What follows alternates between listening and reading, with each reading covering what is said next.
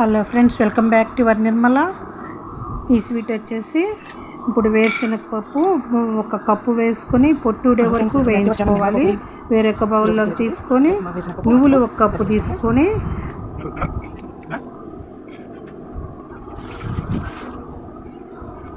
నువ్వులు కూడా అలా వచ్చే వరకు వేయించుకోవాలి. 5-6 యాలకులు వేసుకొని మిక్సీ పట్టుకోవాలి.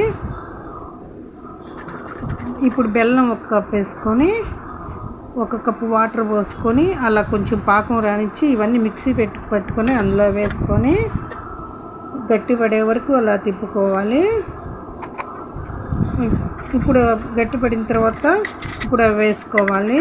డ్రై ఫ్రూట్స్ వేసుకొని అలా గరిటలోకి తీసుకొని వేసుకున్నాను. ప్లేట్కి ఆయిల్ అప్లై చేసి ఇప్పుడు రాజస్థాన్ మోహన్ లాల్ స్వీట్ అండి.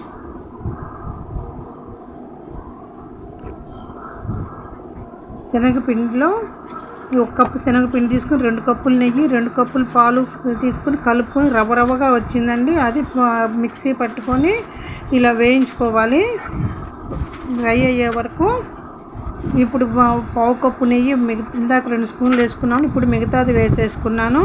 ఇప్పుడు పావు కప్పు పాలు పోసుకున్నాను.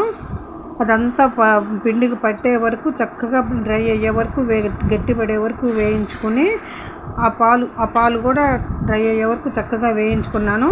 ఇప్పుడు ముప్పావు కప్పు వరకు పంచదార వేసుకొని తీగపాకం రానిచ్చి కొంచెం ఈ ఫుడ్ కలర్ వేసుకొని కొంచెం పోసేసుకున్నాను ఇందులో. ఇప్పుడు గట్టిపడే వరకు ఇట్లా ఉండకొచ్చే వరకు తిప్పుకున్నాను. ఇప్పుడు ఒక మౌల్కి నెయ్యి అప్లై చేసుకొని ఇప్పుడు ఇందులో వేసేసుకున్నాను. ఇప్పుడు డీమౌల్ చేసుకున్నాను. ఒక ప్లేట్కి నెయ్యి అప్లై చేసుకొని ముక్కలు ఇలా కట్ చేసుకున్నాను. మనకు కావాల్సిన షేప్లో కట్ చేసుకోవచ్చు.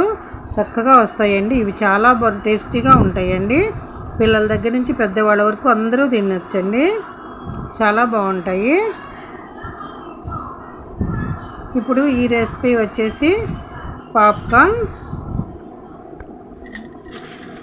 ఒక స్పూన్ నెయ్యి వేసుకున్నాను. ఒక గుప్పెడన్ని మొక్కజొన్నలు వేసుకొని మూత పెట్టేసుకుని చూడండి, అన్నీ పూలు ఎగినాయి. ఒక్కటి కూడా చూడలేదు, ఎక్కడ గింజ అన్నమాట లేదు. ఇప్పుడు ఉప్పు కారం పంచదార 1 స్పూను వేసుకున్నానండి. లైక్ చేయండి.